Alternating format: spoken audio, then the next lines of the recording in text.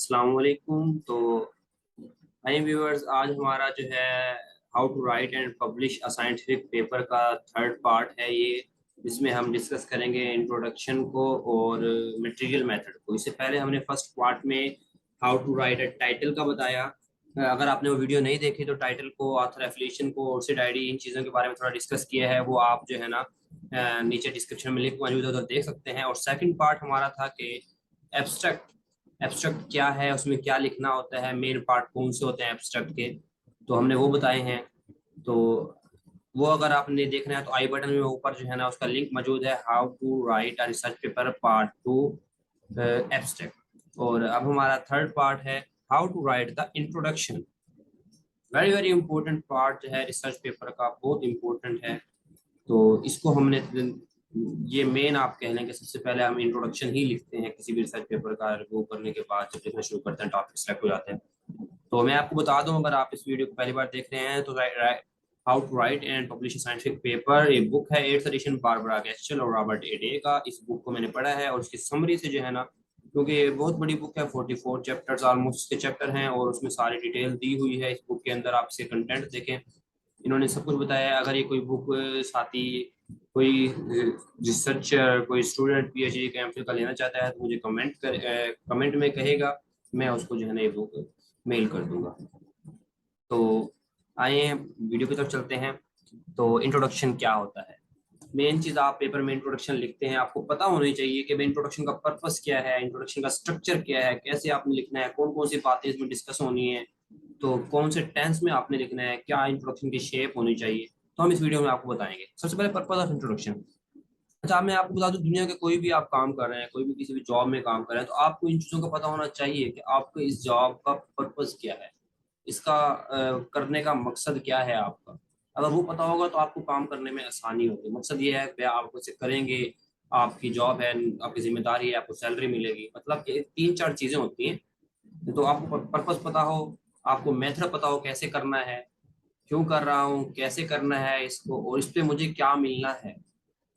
ये तीन चार चीजें पता हो तो हमें जिंदगी गुजारना बड़ा आसान होता है हर काम के लिहाज से। अगर आप देखें ना, दीन में, अगर हम दीन का भी कहा जाता है, बीइंग अ मुस्लिम, मुस्लिम को कहा जाता है भाई नमाज पढ़े आप पर फर्ज है ये। फिर पर्पस बताते हैं कि मतलब फर्ज है और करनी क्यों है, मतलब सब आपको बताया जाता है कि वादे भी हैं इतने, भाई इस नमाज पर आपको इतने इनामात मिलते हैं, सब चीजें। तो हमें अपनी जिंदगी में कोई भी काम जो करना है आपने, अब देखें, अभी अगर इस चीज को अपने माइंड में बिठा लेते हैं, जो मैंने आपको कहा है कि पर्पस का आपको पता हो, आपका टाइम बहुत कीमती है, जहां आपका लग रहा है अपने टाइम को अच्छी जगह लगाएं। तो इसीलिए जो है ना, जो भी काम कर रहे हो आप सोचें क्या इस काम का पर्पस क्या है, मतलब मैं क्यों कर रहा हूँ, इससे मुझे क्या मिलना है, क्या होना है आगे। तो ये आप में क्यूरियोसिटी होनी चाहिए कुछ हद तक, अच्छी अच्छी चीज है।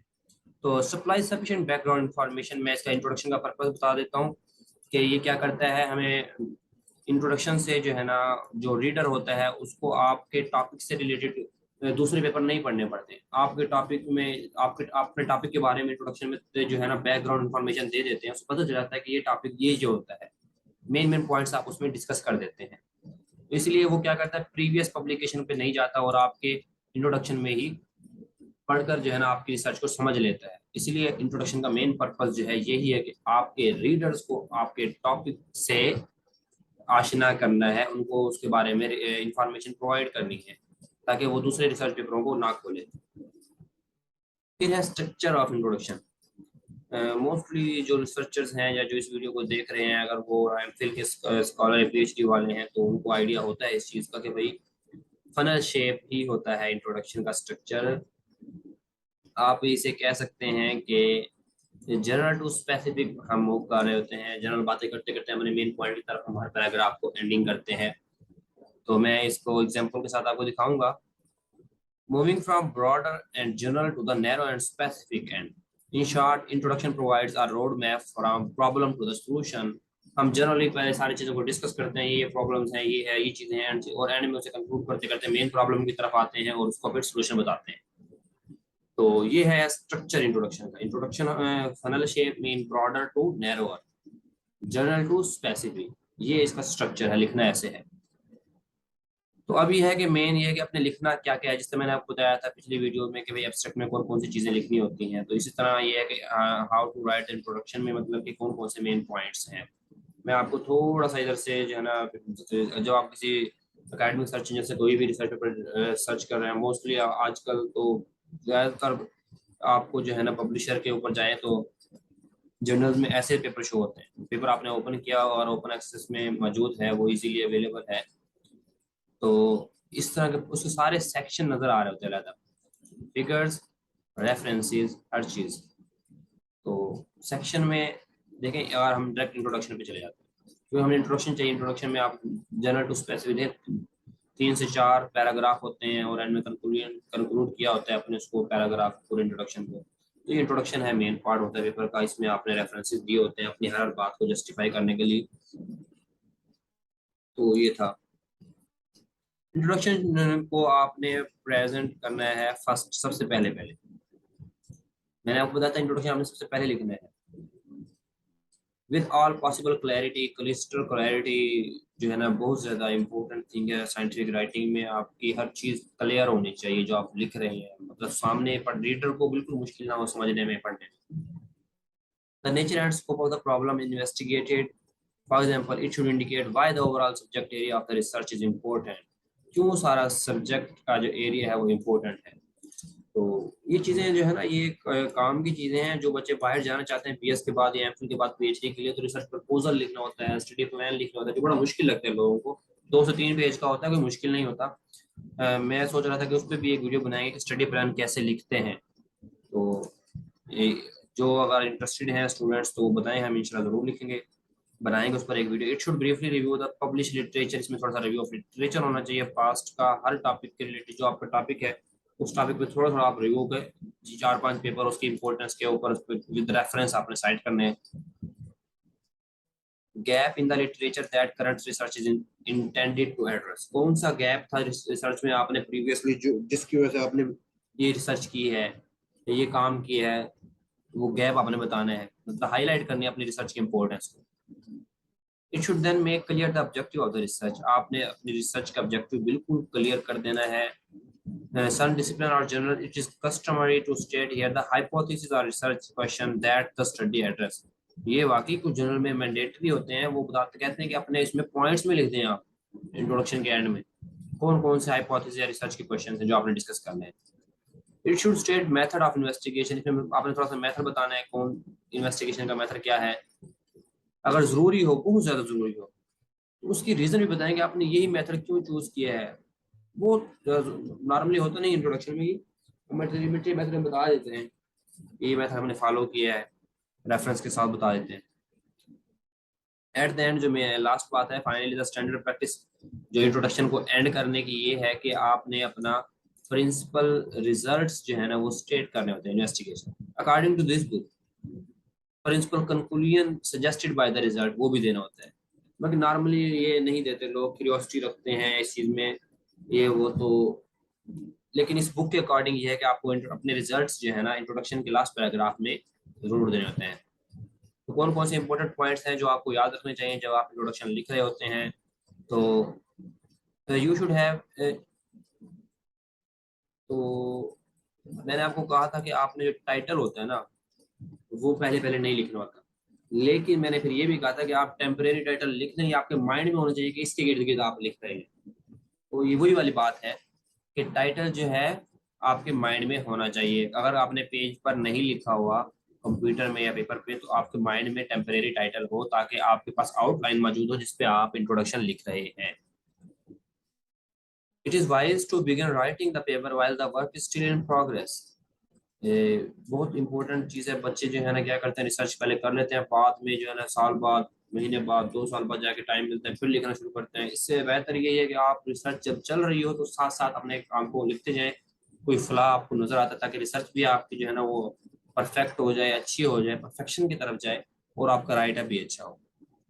First section of the text proper should of course with introduction. सबसे पहले इंट्रोडक्शन होता है जो आप लिखना शुरू करते हैं।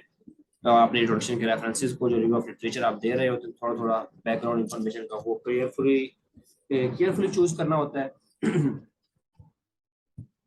और ये देखें टेंस बताया हुआ है कि much of the introduction should be written in the present tense because you are referring primary to your problem.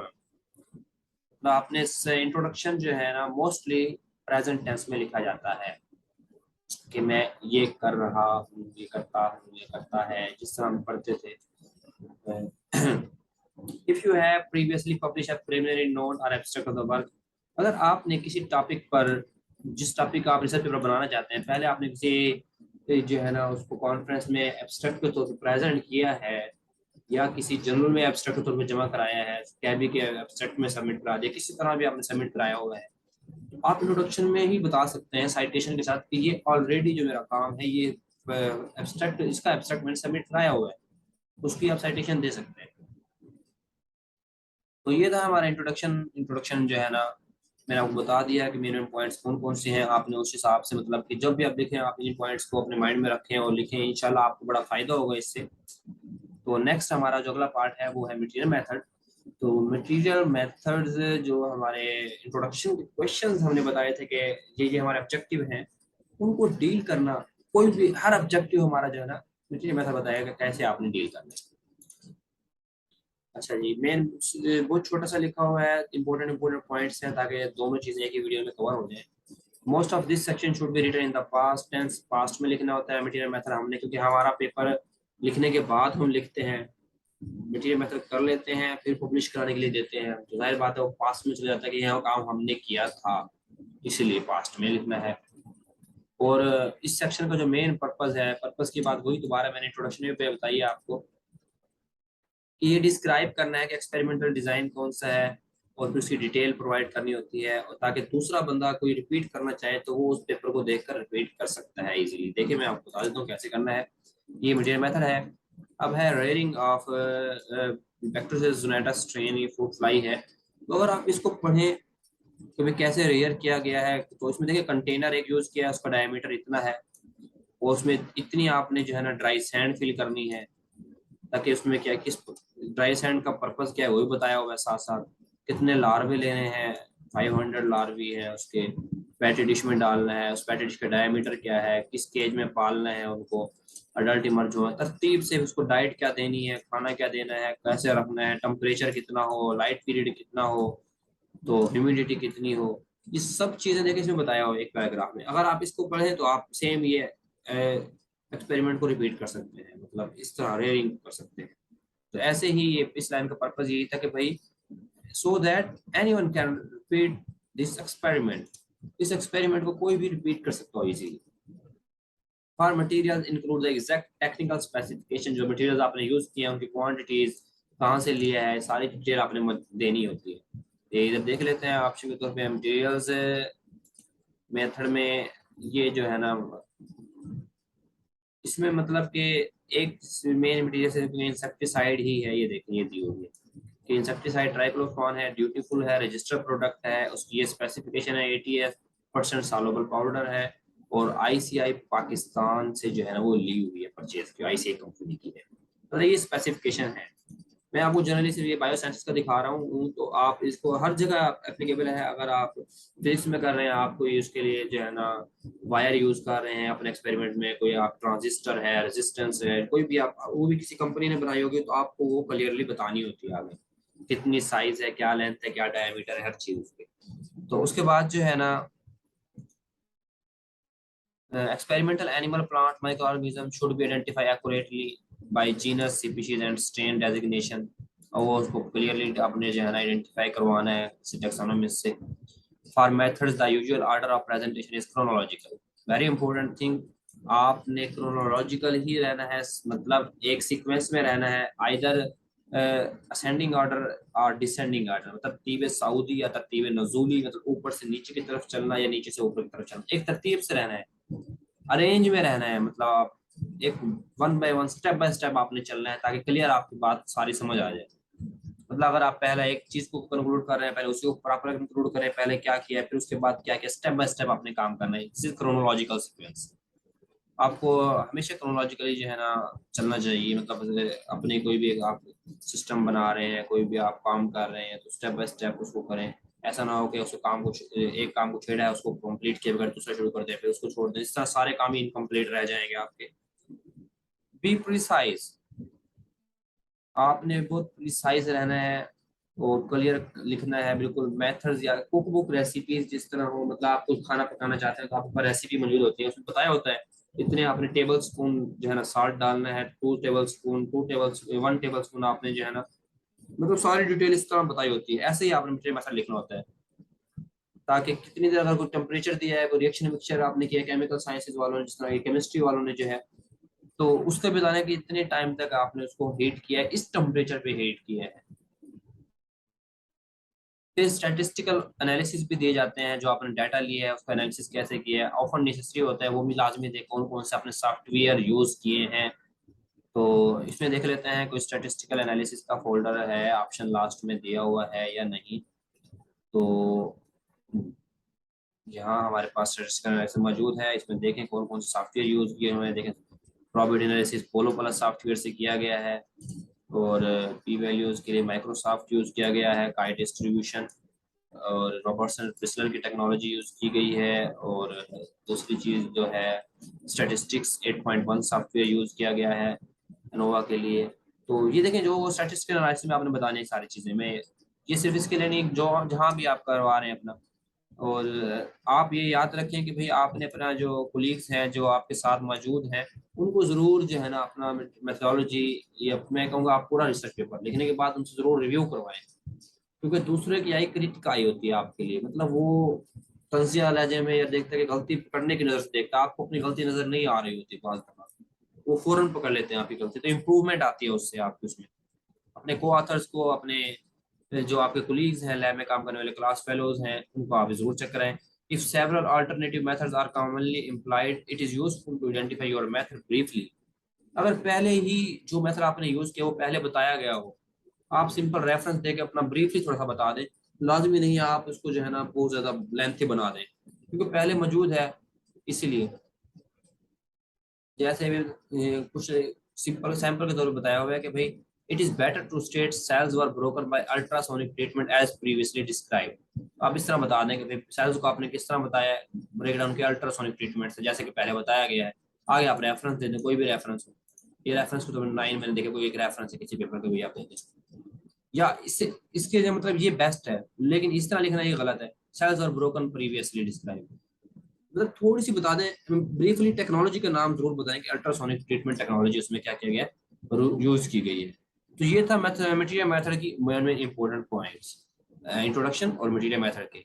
तो नेक्स्ट वीडियो में हम मिलेंगे इंशाल्लाह रिजल्ट और डिस्कशन के पोर्शन को लेकर, उसमें एक्नॉलेजमेंट को भी कवर करेंगे। आज के लिए इतना ही, अल्लाह हाफिज़।